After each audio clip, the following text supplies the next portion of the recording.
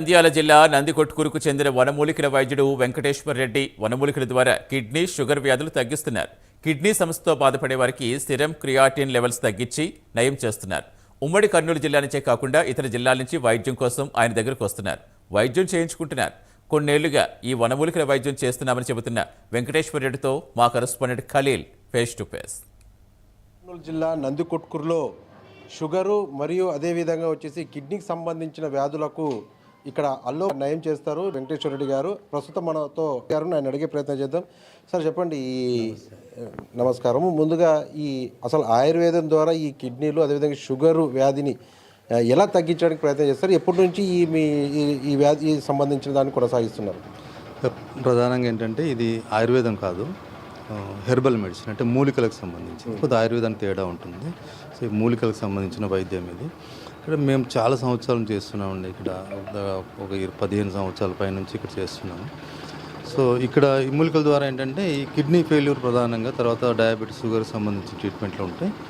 So వీటి వల్ల ఏంటంటే ఈ కిడ్నీ ఫెయిల్యూర్ అనేది ఏంటంటే కిడ్నీలో బ్లడ్ని ఫిల్టర్ చేసే కెపాసిటీ తగ్గిపోవడం, ఈ జిఎఫ్ఆర్ అన్న తగ్గిపోవడం అనేది సమస్య కింద వస్తుంది.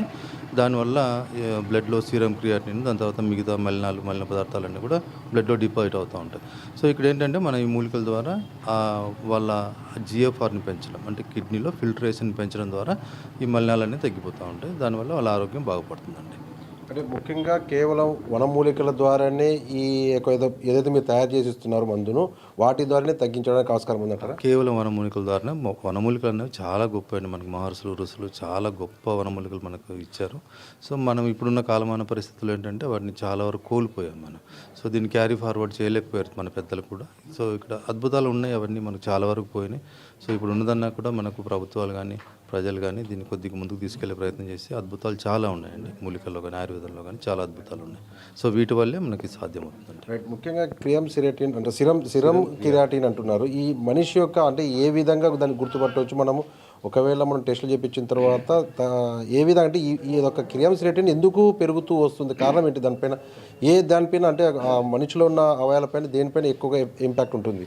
సో యాక్చువల్గా సీరం క్రియాటినిన్ అన్నది అదొక బ్రహ్మ పదార్థం ఏమి కాదండి. ఇది యాక్చువల్గా ప్రతి వ్యక్తిలోనూ సీరం క్రియాటిన్ అనేది మన బాడీ మెటబాలిజంలో ప్రధానంగా మన కండరాల ద్వారా వచ్చే ఒక వ్యర్థ పదార్థం. ఇది అందరికీ ఉంటుంది ఇది. సో ఇక్కడ వీళ్ళకు క్రియాటిన్ ఎక్కువగా ఉందంటే వాళ్ళకి ఎక్కువగా ఉత్పత్తి అవుతుందని కాదు దాని ఉద్దేశం. అందరికి ఒకేలాగా ఉంటుంది. అది పెరగడం కానీ తగ్గడం కానీ రెండు కరెక్ట్ కాదు. సో ఇక్కడ ఏంటంటే కిడ్నీ బ్లడ్ని ఫిల్టర్ చేసి బ్లడ్లో ఉన్న మలినాలని ఎప్పటికప్పుడు మూత్రం ద్వారా బయటకు పంపిస్తే కనుక బాడీలో ఏ డిపాజిట్స్ కనపడవు మనకు. ఎప్పుడైతే ఫిల్టరేషన్ తగ్గిందో ఆటోమేటిక్గా బ్లడ్లో కొన్ని మలిన పదార్థాలు ఉండిపోతాయి. దాంట్లో అట్లా కొన్ని వందల వేల రకాల మలిన పదార్థాలు క్రియాటిన్ అన్నది కూడా ఒక మలిన పదార్థం. స్వతహాగా క్రియాటిన్ అన్నది పెద్ద విష పదార్థం కాదండి. అది ఒక మలిన పదార్థం, మన బాడీలో ఉత్పత్తి అయినటువంటి మన మెటబాలిజంలో వచ్చినటువంటి వ్యర్థ పదార్థం. సో కిడ్నీలు కరెక్ట్గా ఉంటే, ఫంక్షన్ కరెక్ట్గా ఉంటే బయటికి వెళ్ళిపోతాయి. ఇక్కడ ఫిల్టరేషన్ తగ్గింది కాబట్టి అక్కడ డిపాజిట్ అవుతుంది. సో మనం ఈ ఫిల్టరేషన్ పెంచడం ద్వారా ఆ మలిన పదార్థాలని బయటకు పంపడం. ఇక్కడ క్రియాటిన్ అన్నది మనం జస్ట్ చెక్ చేసుకోవడానికి బ్లడ్లో దాన్ని ఒక పారామీటర్ కింద తీసుకున్నాం అంతే తప్ప అది ప్రధానమైన ఇదేం కాదండి. క్రియాటిన్తో పాటు రకరకాల వ్యర్థ పదార్థాలు బాడీలో ఆగిపోతూ ఉంటాయి. దీనివల్ల అన్నీ కూడా బయటికి వెళ్ళిపోతూ ఉంటాయి. అంటే ముఖ్యంగా యూరిన్ ప్రాబ్లం ఎక్కువ, అంటే కిడ్నీలో కొంచెం ప్రాబ్లం ఉంటే యూరిన్ ప్రాబ్లం, అంటే ఒక రకమైన యూరిన్ సరిగా రాకపోవడము, లేకుంటే వాళ్ళలో ఒక రకమైన బెడ్ స్మెల్ వచ్చే అవకాశం ఉంది. దాన్ని ఏ విధంగా మనం అంటే ఇది కిడ్నీకి సంబంధించినది అని ఎలా గుర్తుపట్టవచ్చు? కిడ్నీకి సంబంధించిన ప్రాబ్లమ్స్లో ఏంటంటే ఇప్పుడు మనకు సపోజ్ కిడ్నీలో స్టోన్ ఉందనుకోండి, పెయిన్ ద్వారా తెలుస్తుంది మనకు.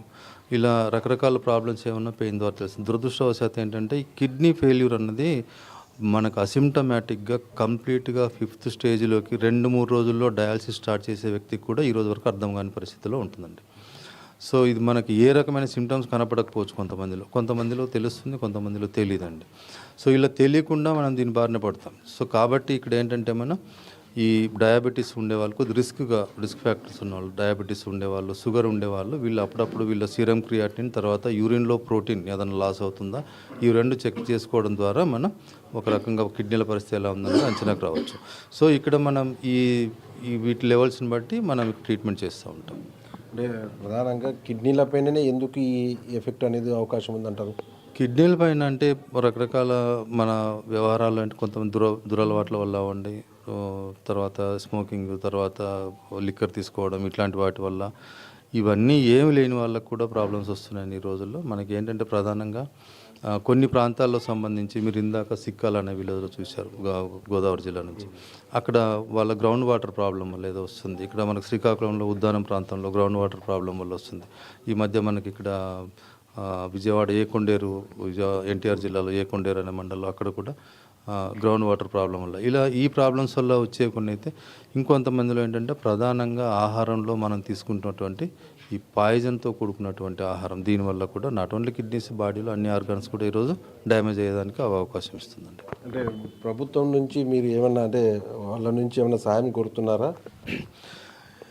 ఇప్పుడు వీటిపైన కొద్దిగా చిన్న చూపు అయితే ఉందండి. ఆయుర్వేదం పైన కానీ తర్వాత ఈ మూలికా వైద్యం పైన ప్రధానంగా అనువంశికంగా కొంతమంది అక్కడక్కడ చేసే వాళ్ళు ఉన్నారు. వీళ్ళ పట్ల కొంత మనకు సమాజంలో కూడా చిన్న చూపు అయితే ఉంటుంది. సో గొప్ప వైద్యం ఉంది ఇక్కడ, ఒక్కొక్కరి దగ్గర ఒక్కొక్క వైద్యం ఉంది. దీన్ని అంతా బయటికి తీసుకొచ్చి సమాజంలో అందరికీ ఉపయోగపడే విధంగా చేస్తే కనుక చాలా అద్భుతమైనటువంటి విజయాలు సాధించవచ్చు మనం ఆరోగ్యపరంగా. సో వీటిపైన ప్రభుత్వం దృష్టి పెట్టడం, ఇట్లాంటి వాళ్ళని గుర్తించడం, వాళ్ళ గుర్తింపు ఇవ్వడం ద్వారా ఇవన్నీ బయటికి తీసుకొస్తే కనుక చాలా మంచిగా సమాజానికి ఉపయోగపడుతుందని నేను నమ్ముతున్నాను. ఇది ముఖ్యంగా చూసుకుంటే ఏదైతే ప్రముఖ వనమూలికల వైద్యులు వచ్చేసి డాక్టర్ వెంకటేశ్వర చెప్తున్నారంటే ఈ రోజు తీసుకున్న ఏదైతే ఫుడ్ సంబంధించిన దానిపైననే ఎక్కువగా విషతుల్యం కావడం చేతనే మనుషుల్లో ఉన్న ఆర్గాన్స్ చెడిపోతున్నాయి. దాని నుంచే ఈ కిడ్నీల ప్రభావం ఎక్కువ కనిపిస్తుంది. కావున ఏదైతే ఉందో తమ దగ్గరికి వచ్చే వాళ్ళంతా కూడా ఎక్కువ శాతం కూడా కిడ్నీలకు సంబంధించినది, అదే షుగర్ సంబంధించిన సిరం క్రియాటిన్ తగ్గడం వల్లనే ఇక్కడికి వచ్చిన తర్వాత గతంలో కంటే మేము తగ్గిస్తున్నాం. కాబట్టి ఈరోజు ఖచ్చితంగా మేము చెప్పగలుగుతున్నాము. అదేవిధంగా ప్రభుత్వం కూడా ఇలాంటి వనమూలికలకు సంబంధించినప్పుడు ప్రత్యేక దృష్టి సారిస్తే మాత్రము ఈ రోగాలపైన కూడా తగ్గే అవకాశం ఉందని తెలిసింది. కెమెరా పర్సన్ రాజుతో ఖలీల్, ప్రైమ్ న్యూస్, నందికొట్కూరు నుంచి.